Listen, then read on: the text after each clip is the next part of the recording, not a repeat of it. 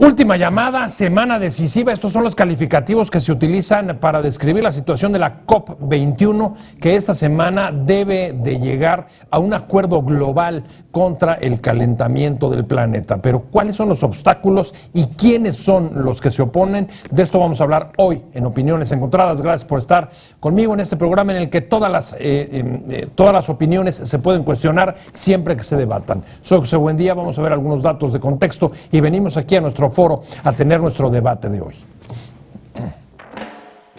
Las negociaciones en la Cumbre del Clima de París entran a una semana clave para alcanzar o no un acuerdo global contra el cambio climático. Los negociadores de 195 países reunidos en la capital francesa han dado paso a los gobiernos y eso significa que el elemento clave para cerrar un pacto es la voluntad política y el consenso ante los desacuerdos que prevalecen entre los estados. Sobre la reunión se proyecta la idea de que es un momento decisivo para tomar acciones contra el calentamiento global, tras el fracaso de la última cita de 2009 en Dinamarca, pero sobre todo porque se multiplican los efectos del cambio del clima y aumenta la vulnerabilidad en muchos países ante catástrofes naturales. Dos de los temas más discutidos son la financiación para los países en desarrollo y la vinculación jurídica del pacto. Ambos están relacionados con el concepto de diferenciación, que hace referencia a que los países desarrollados responsables de haber iniciado el calentamiento global con sus emisiones durante décadas deben asumir más responsabilidades que los estados en vías de desarrollo.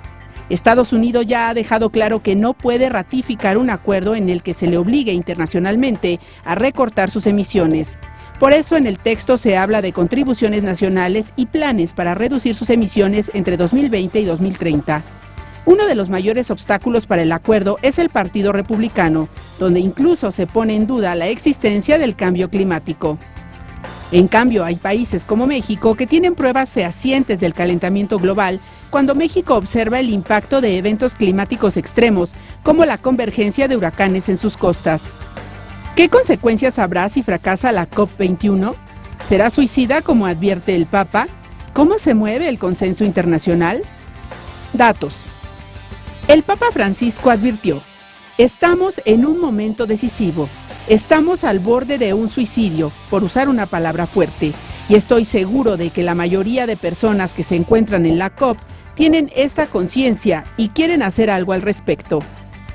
La Unión Europea estudia entre las medidas de financiación la creación de una tasa sobre las transacciones financieras, una tasa Tobin, cuya recaudación en parte se destina a la financiación de la adaptación y mitigación del cambio climático. Valvanera Ulargui, directora de la Oficina Española del Cambio Climático, afirmó que en las negociaciones todas las opciones políticas están sobre la mesa y sobre los puntos más controvertidos agregó que la diferenciación está por todo el texto. Todd Stern, el enviado especial para el cambio climático de Estados Unidos, declaró que el compromiso pre-2020, los 100,000 millones de dólares que deben estar dentro de 5 años, es una cuestión sobre la que no parece que habrá dificultades, pero reconoció que el problema puede surgir con lo que ocurrirá después de 2020. Martin Keiser, de Greenpeace, ha mostrado el optimismo de su organización sobre el proceso de negociación, aunque no está garantizado que se llegue a un acuerdo decente. Habrá acuerdo, vaticinan fuentes de la Unión Europea.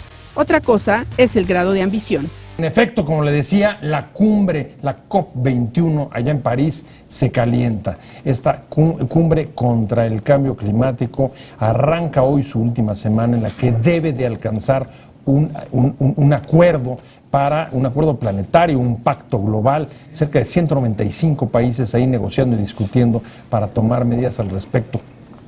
Y justamente empieza la semana pues con imágenes que no pasan desapercibidas pues por la oportunidad. Seguramente usted las vio hoy en la mañana, por ejemplo, aquella imagen en China donde hay una alerta por los excesos de contaminación.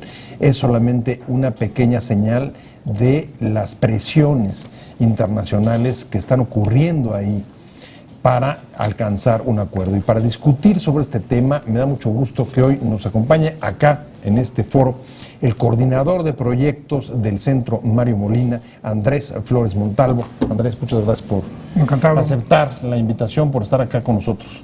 Encantado, con mucho gusto, aquí estamos. Muchas gracias, y está también conmigo y me da muchísimo gusto porque además hoy justo escribió sobre ese tema Lorena Rivera. Ella es la coordinadora de opinión de esta casa editorial de Excelsior. Lorena. Muchas Un gracias, placer, jefe. Muchas gracias. Un placer tenerte. Muchas gracias. Pues si quieren arranquemos y dentro de las notas que tenemos hoy, en efecto las presiones, Andrés, son, me imagino que muy fuertes.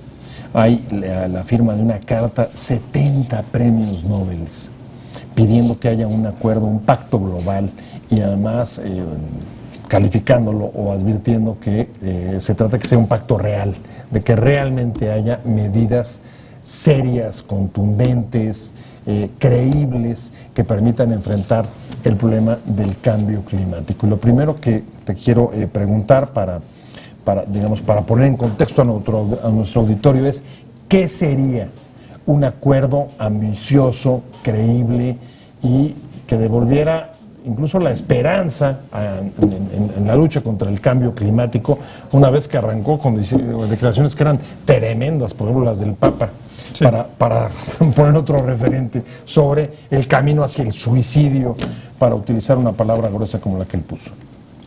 Pues yo creo que lo que lograría un acuerdo ambicioso sería que fuera un acuerdo balanceado y que estabilizara las concentraciones, que es el objetivo de la Convención Marco de Cambio Climático, en un nivel que no interfiera de manera tan grave con el sistema climático y a fin de cuentas con la vida en el planeta para todas las especies, incluida la especie humana.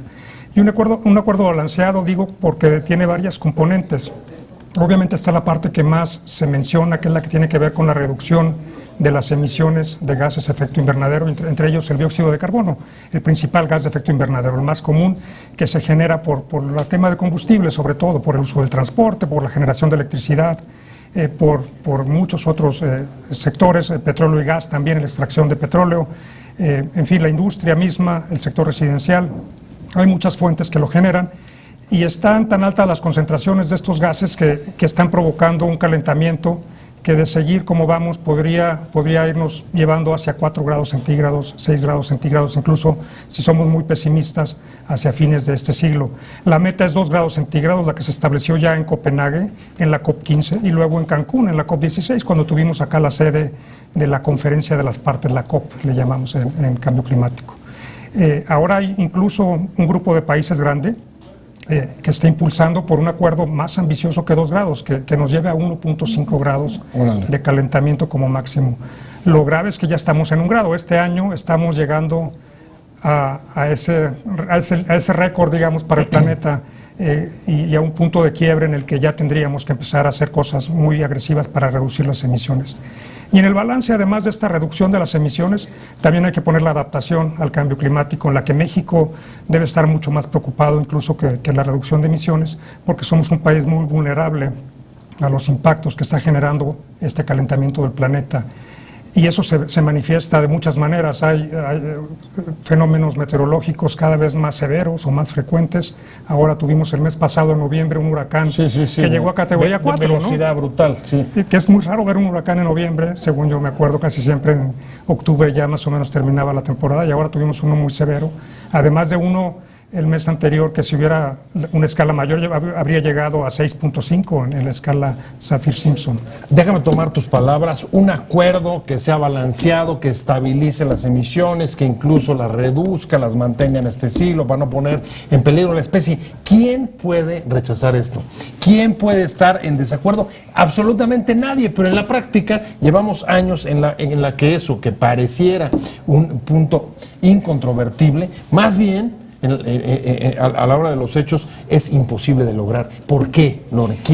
¿Cuáles son los obstáculos? ¿Quién está impidiendo esto? Pues tiene mucho que ver con la cuestión económica, el desarrollo de los países. Justamente los combustibles fósiles son aquellos que están moviendo la economía, y finalmente eso es a lo que muchos están oponiendo. Por ejemplo, en Estados Unidos, que están rechazando el Plan Nacional Energético de Obama, que es un plan muy ambicioso que va a reducir también las emisiones de las generadoras eléctricas, que contaminan demasiado, pero los legisladores republicanos lo rechazan completamente, ¿no? Entonces, eso hace que todo el optimismo con la que llegó Obama a la COP21, pues como que se diluya, y son intereses económicos de poderes muy fuertes. Arabia Saudita se opone también a eso. Ese país dice no a la descarbonización de la economía.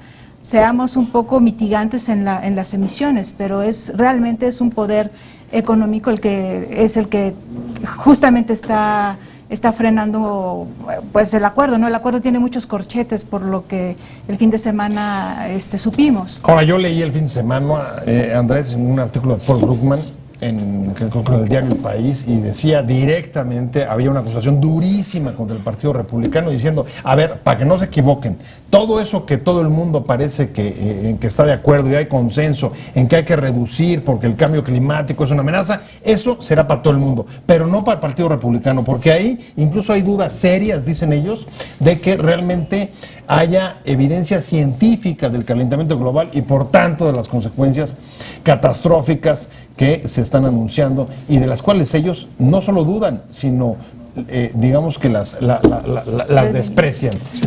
Explícanos eso. Bueno, sí hay un grupo de pseudocientíficos, diría yo, y algunos a lo mejor sí de buena fe, que cuestionan no tanto ya que se esté dando un cambio climático a nivel planetario, porque eso ya está documentado, ya no son proyecciones, está ya observado, digamos, en lo que se ha visto en los últimos años, esta elevación de la temperatura promedio del planeta y los impactos que está produciendo. Lo que cuestionan un poco es la causa. Ellos dicen que no es por una causa atribuible a las actividades humanas, al menos no al 100%. En lo cual tiene razón, también hay causas naturales, obviamente, del problema. O sea, como parte de una evolución natural que se ha dado en otros momentos de la historia, ¿o cómo? Sí, mucho más caliente que ahora, por ejemplo, y otras en las que ha estado mucho más frío también que ahora. Y obviamente hay causas naturales que influyen en el clima. El clima es un sistema muy complejo, caótico, dicen los climatólogos, difícil de establecer cuáles son las relaciones entre causas y efectos. Pero sí, en efecto, en etapas geológicas anteriores hemos tenido diferentes temperaturas.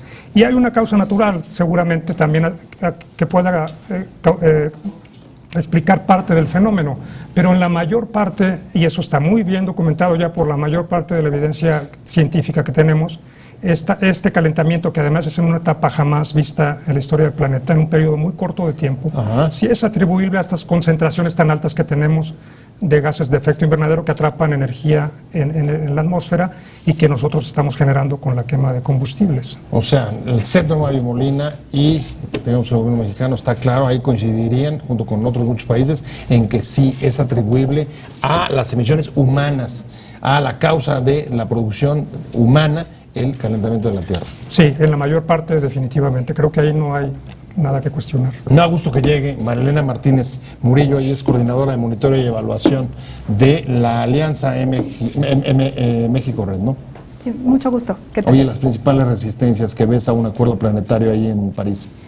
Pues yo creo que siempre está el tema de quién es el primero en dar el paso, ¿no? Y los países desarrollados y los países en desarrollo siempre están en este círculo de necesitamos más dinero, nosotros también necesitamos desarrollarnos en el mismo ritmo, ¿no?, que estamos viendo de los países desarrollados, y un poco es detonar las acciones. Yo creo que quizás haber pasado a las contribuciones nacionalmente determinadas, es decir, que son voluntarias, ha sido un paso que ha tratado de destrabar esta cuestión de poner metas específicas y tratar de motivar a que los países empiecen a dar pasos, y eso genera una inercia positiva, ¿no? Pero siempre es un impasse, es un juego suma cero aparentemente, ¿no? Ahora, la mayoría de los corchetes, ahora retomando lo que decía Marilena hace un momento, Lore, parece que donde está concentrada las discrepancias es en el tema que tú te referías, el de la diferenciación, ¿no? Hasta dónde se va a aceptar que los países industrializados son los primeros que empezaron a calentar y por tanto tienen más responsabilidades, y cómo se traduce eso en dinero, y el nivel de vinculación que vaya a llegar a tener el acuerdo. Están proponiendo, por ejemplo, ahí una de las ideas que trae la Unión Europea es una especie de impuesto Toynbee.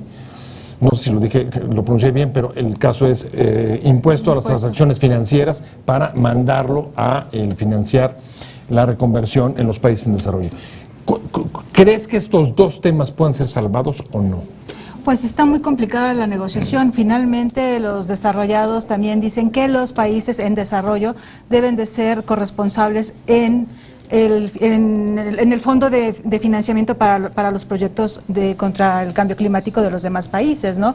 Ese es justamente el meollo del asunto, esta pelea entre quién contamina más, si los desarrollados o los que están en vías de desarrollo, y cómo se debe de pagar esa contaminación de ambas partes, ¿no? Yo creo que ahí es donde se debe de ver el equilibrio y ser responsables de contaminan desarrollados a pagar, contaminan no desarrollados a pagar para que y tengamos una economía resiliente y países resilientes que estemos adaptándonos justamente a los efectos del cambio climático. Para eso son los fondos, para esos proyectos de los países que no tienen recursos y que son más vulnerables al cambio climático. A ver, pues el asunto se puede ver, sí, desde el lado de la ética, de la responsabilidad, del cumplimiento de responsabilidades, pero también desde el lado de las posibilidades económicas.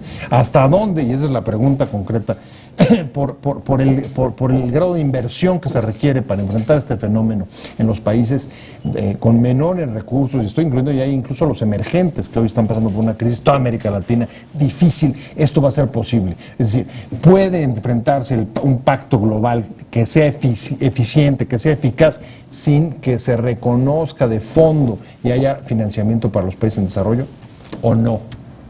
Yo creo que tiene que tener una componente muy importante de financiamiento y de apoyo financiero muy claro de los países desarrollados a los países en desarrollo, y eso está en la mesa de debate, José, en este momento. Hay un principio básico de la Convención Marco de Cambio Climático, que es el de responsabilidades comunes, pero diferenciadas entre países, y capacidades respectivas, que hace alusión a esta segunda parte que mencionas, de que cada quien aporte dependiendo de la capacidad que tiene. Obviamente también hay una parte que tiene que ver con la culpa histórica, digamos, por llamarle de alguna manera, la responsabilidad que es diferenciada. Estados Unidos es el país que se desarrolló más rápido que los demás y tuvo una contribución en el siglo XX de más o menos el 30% de las emisiones históricas. Europa más o menos el 25%. Toda América Latina junta con el Caribe tuvo el 4% más o menos de las emisiones en todo el siglo. Oh, wow. Entonces, una diferencia abismal. Abismal, claro. Y mucho porque obviamente no nos habíamos industrializado todavía. Ahora estamos en ese proceso de crecer en muchos países de la región, en China, en la India, y obviamente en lo que llega a las tecnologías más limpias, que en este momento pueden ser más costosas, pues están creciendo con base en quemar hidrocarburos, en quemar carbón, en también motorizarse mucho, y eso obviamente genera emisiones. Ahora China es el principal emisor, arriba de Estados Unidos, si lo medimos ya año a año, y seguramente la India va a rebasar a Estados Unidos. Oye, el principal emisor, y por las fotos que vimos hoy en el periódico con su alerta roja, el principal afectado, México, en efecto, lo recordaba ahorita en el corte, Lore, ha puesto sobre la mesa un ofrecimiento grande de reducción de emisiones, un compromiso fuerte, y preguntábamos si eso crees que pueda ser cumplible, si podemos alcanzarlo, y dos, si está reflejando, digamos, la conciencia que ya hemos venido tomando después de las catástrofes naturales que han asolado al país, digamos, del grado de vulnerabilidad que a veces te das cuenta justo pues cuando eres azotado por algunos de los fenómenos naturales que a nosotros ya nos han golpeado, ¿no? Claro, yo creo que México ha sido un país con metas muy ambiciosas, pero creo que hay una oportunidad muy grande en sectores y acciones que pueden representar un ganar-ganar, ¿no? Tal es el caso de la conservación de los bosques, ¿no? Representan los bosques en México el 25% del potencial de mitigación para las metas que se han planteado. Entonces, a pesar de que es un sector, si se ve en términos del PIB, mucho más reducido que energía, transporte, etcétera, sí es un sector que presenta beneficios muy, muy significativos, ¿no? Y además representa beneficios no tan solo en términos de mitigación, sino también para las comunidades. O sea, el 70% de los bosques y selvas los tienen a su cargo comunidades, ejidos, gente, ¿no?, que vive allí. Entonces, además de los beneficios ecosistémicos que puede representar la conservación de los bosques, ¿no?, como tú bien dices, deslaves, mitigación de cambios en temperatura, captación de agua. O sea, sí lo crees posible. Claro. Y sí ves ese nivel, digamos, de conciencia sobre la vulnerabilidad del país de parte de las autoridades mexicanas. Yo creo que nos falta, sí hay un grado de conciencia, pero creo que hay una falta de entendimiento de la transversalidad que necesitamos para lograr esas metas, porque no es nada más del sector de conservación o el tema... o sea, no es una secretaría, no es la Secretaría de Medio Ambiente. Claro que no, involucra muchas actividades productivas, también en beneficio del desarrollo rural de las comunidades, que les dé viabilidad a sus actividades, ¿no? De algo tienen que comer y tienen que comer bien, y hay forma de hacerlo de forma sustentable. Pues sí, pero nomás no solo son ellos. Vimos también la semana pasada por ahí algún desplegado, Lore, de los propios empresarios diciendo, oiga, nosotros no vamos a cargar aquí con el costo de la reducción de las emisiones. Así es. Pues la propuesta de México es muy ambiciosa, 25% de reducción de las emisiones, 22% que vendría siendo de los gases de efecto invernadero y el resto de carbón negro, que esto es algo pues realmente importante e innovador dentro de esos compromisos no condicionados de los países que presentaron previo a la COP, ¿no? O sea, creo que a mí se me hace una apuesta muy fuerte y alcanzable siempre y cuando todos los sectores, la sociedad en general, nos pongamos las pilas y bajemos la huella de carbono individual y como sociedad, ¿no? ¿A poco eres tan optimista como Marilena? Pues yo quiero ser optimista que sí se puede, porque ya lo dijo Ban Ki-moon, ya lo dijo el Papa Francisco, no hay un plan B porque no hay un planeta B, es el único que tenemos. Los polos el polo norte o el Ártico se está deshielando y es impresionante la reducción que ha sufrido y que también esa reducción emite gases que están afectando justamente a que haya más cambios en el clima, ¿no? Y que sean cada vez más duros y afecten a los países y a los que están más en las costas, a las islas y las especies, ¿no? Sí, porque además habilitar Marte todavía va a tardar mucho tiempo, Andrés. Me imagino que no sé si nos vaya a alcanzar, pero por lo pronto hay un punto que junto con el tema de la diferenciación y el financiamiento parece que es el que está también trabando el tema, y es Estados Unidos en particular se niega a aceptar que haya un acuerdo vinculante, una especie de ley general que los obligara a cumplir ciertas metas o comprometerse, digamos, en algún tipo de instrumento internacional, en un instrumento legal, a hacer estas reducciones porque chocaría con sus leyes nacionales. ¿Tú crees que ese obstáculo es salvable? Y si es salvable, ¿cómo? ¿Y cuál sería la consecuencia? Pues de no tener un acuerdo que vaya más allá de un pacto, que es como lo están denominando. Bueno, de la experiencia previa en estas discusiones, incluso en este tema de cambio climático, sabemos que si no lo ratifica Estados Unidos, perdemos un jugador muy importante. Eso pasó con el protocolo de Kioto en su momento. Pues hoy creo que es el de los pocos que está creciendo, o sea que nomás imagínate por dónde están las emisiones. Claro, sí, bueno, ya son una economía mucho más limpia de lo que eran hace 20 años, obviamente, 23 años que se firmó la convención. Yo creo que es salvable, definitivamente, respondiendo a la pregunta. El presidente Obama mencionó la semana pasada que estuvo en París que podría haber partes del acuerdo que fueran jurídicamente vinculantes, no necesariamente tener un tratado nuevo, una convención nueva. La convención está ahí, está firmada y está ratificada ya desde el 94, se firmó en 92, se ratificó en 94 y hay 195 países que son miembros, son partes de la convención. Están regidos por ella, digamos, porque es derecho internacional. Este nuevo acuerdo pondría algunas metas adicionales en términos de reducción de emisiones, de transferencia de tecnología, desarrollo de capacidades y obviamente financiamiento, transferencia de recursos de unos a otros para apoyar las metas que se establezcan. Yo creo que se puede hacer, yo dudaría que alguien que ponga en la mesa, como están haciendo ahora, prácticamente todos, 185 ya presentaron sus contribuciones nacionales que mencionaba Marilena.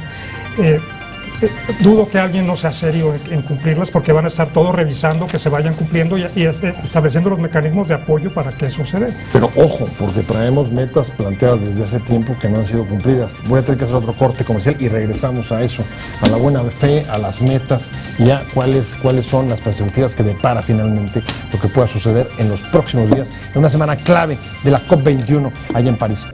Hoy tienes declaraciones de premios Nobel durísimas, diciendo el calentamiento global puede ser peor que una bomba atómica, y al mismo tiempo hay pocas dudas, yo creo, de que algún acuerdo se va a alcanzar en París. La pregunta con la que quiero cerrar, y ahorita se las traslado a los tres, es ¿cómo te imaginas? ¿Qué crees que puede contener? ¿Hasta dónde crees que pueda llegar ese acuerdo? Yo creo que va a tener metas, las famosas contribuciones nacionales específicas, ¿no? Con acciones, tienen que los países quedar muy firmes en los compromisos que van a adquirir, y como bien decía Andrés previamente, creo que va a haber seriedad en ello. Y tiene que haber algo de financiamiento de por medio, o sea, no pueden salir airosos otra vez. Creo que sería una gran desprestigio internacional para los mecanismos internacionales de negociación que saliéramos con las manos vacías. Dudo que lleguemos con contribuciones nacionales que a lo mejor lleguen a la meta de los 2 grados. Esa es mi percepción, porque el paquete hasta ahora es bastante más moderado. O sea, nos vamos a quedar, a ver, tu estimación es nos vamos a quedar abajo. Posiblemente sí. Abajo de ¿no? las expectativas. Sí, aunque yo pienso también que hay otra serie de cosas que quiero volver al optimismo, ¿no? Hay varias. También, se vale también. Hay muchas otras acciones, por ejemplo, en el septiembre pasado 40 empresas se comprometieron a terminar con la deforestación en el 2050, ¿no?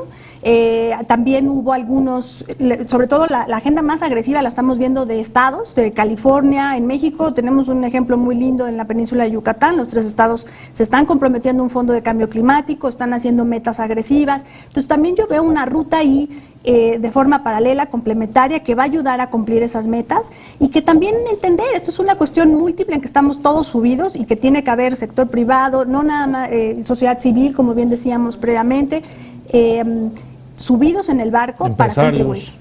Empresarios. Yo creo que esa es la pregunta clave, Lori, voy contigo, y es si crees que el grado de financiamiento que de manera realista pueda esperarse que salga de ahí y el tipo de vinculación o los compromisos que ahí se establezcan va a dar o crees que alcance para el 2%. Ya ni siquiera me estoy yendo al 1.5%, ¿no? revisable, sino al 2%. ¿Tú crees que alcance o no? Yo también creo que se va a quedar abajo de la expectativa. Será, digamos, un acuerdo positivo, pero no el ideal, justamente porque estamos arrancando muy tarde estas negociaciones, esta concientización del cambio climático, ¿no? La gente sigue pensando que no existe, ya lo decías, pero creo que sí no se va a alcanzar como lo cree, por ejemplo, François Hollande, que es el que dice, si no es vinculante, sería algo desastroso realmente terminar con un acuerdo así, ¿no? Sería... O sea, Hollande dice nada de buena voluntad. Buena voluntad, o sea, no sirve. Aquí nos obligamos o no Exactamente, jala. Exactamente. Eso es lo que se necesita. El fondo es de 100,000 millones de dólares. Es una cantidad enorme, pero esperemos que se pueda llegar a ella para los países que requieren justamente empezar con estos proyectos, y la transferencia tecnológica es muy importante, y ahí las empresas, y por ejemplo en el caso de México, la reforma energética y las energías limpias van a ser bien importantes para poder lograr nosotros nuestros compromisos. Ahora, a ver, 100,000 millones desde aquí al 2020, ¿no? Tú me corregirás. Es 100,000 millones de dólares al año a partir de 2020. A partir de 2020. Sí. ¿Y hasta cuándo? ¿Hasta final de siglo? No está establecido hasta cuándo, pero digamos que esa es la base, es el piso. Ahorita traes financiamiento de aquí a 2020. Sí, obviamente un punto es cómo llegamos a esos 100,000, no es que partamos de cero y lleguemos a 100,000, tiene que ir creciendo. No solo es financiamiento público, hay financiamiento privado, movilización de recursos privados, de fuentes de cooperación, en fin, no todo es dinero público de los países desarrollados que viene a países en desarrollo. Bueno, aquí en la mesa has tenido una posición optimista y otra más escéptica. ¿Dónde te vas a ubicar tú? ¿Vamos a alcanzar ¿va a ser suficiente para el 2% o cómo ves? Yo creo que yo soy optimista si llegamos a un acuerdo esta semana, y yo creo que vamos a llegar. Y como comentaban, estamos un poco lejos todavía de un acuerdo que nos lleve a 2 grados. Estamos en vías a 2.7 grados centígrados de calentamiento, si se cumplieran a cabalidad, suponiendo eso, todas las propuestas que están en la mesa. O sea, déjame entender, o sea, en el mejor de los casos de acuerdo sobre financiamiento y sobre metas de reducción o estabilización de emisiones, la aspiración sería 2.7 y no 2. Con lo que hay en la mesa, que son las contribuciones, ya no son compromisos, ahora se llaman contribuciones, sí, son voluntarias y las ponen los países, estaríamos en la ruta 2.7. Entonces hay que aumentar la ambición. Yo creo que soy optimista porque París no es la última palabra, digamos. Hay un acuerdo que se puede revisar con posterioridad cada 5 años, a lo mejor más rápido, y hay tres palabras clave que empiezan con A. La primera es la ambición, un acuerdo que tenga ambición y decir hacia dónde queremos llegar a fines de siglo, a mediados de siglo, en términos de calentamiento. Claro. Si se establece 1.5 grados como la meta planetaria, es una buena ambición. Lo segundo es la aceleración, tenemos que actuar más rápido. Y lo tercero es los apoyos, tener bien claros los apoyos en términos de financiamiento, de tecnología, de apoyo en desarrollo de capacidades, de unas partes a otras dependiendo de las capacidades. Pues esas 3 A's que pones sobre la mesa, yo te las contrastaría incluso con parte de la carta de los premios Nobel, diciendo lo que es inadmisible es dejarle a las próximas generaciones un riesgo de esta magnitud. Entonces ahí el tema será si vamos a ir tan rápido, si vamos a ver tan alto y qué de esto se va a lograr encaminar en París. ¿Cómo ves? Sí, esas son las preguntas que todavía están por resolverse esta semana. El acuerdo hasta el viernes, no, lo extienden hasta el domingo, no, o el viernes es la fecha límite para el acuerdo. La COP se termina siempre en un viernes, pero las últimas rara vez se han terminado en viernes, a veces van hasta el domingo incluso. Pero la aspiración ahora es tener un texto ya sin tantos corchetes. Ahorita hay más de 500 corchetes, le bajaron de 1000 y tantos a 500 el sábado. Y la idea es... Ahora, esos fueron los técnicos. Los que entran ahora son los que pueden aumentar los corchetes, que son la negociación política. Están los ministros a partir de ayer. Se supone que los ministros son más ejecutivos y son menos dogmáticos, digamos, más pragmáticos. Entonces puede ser que... O sea, los técnicos es los que meten más corchetes y los políticos los que los quitan.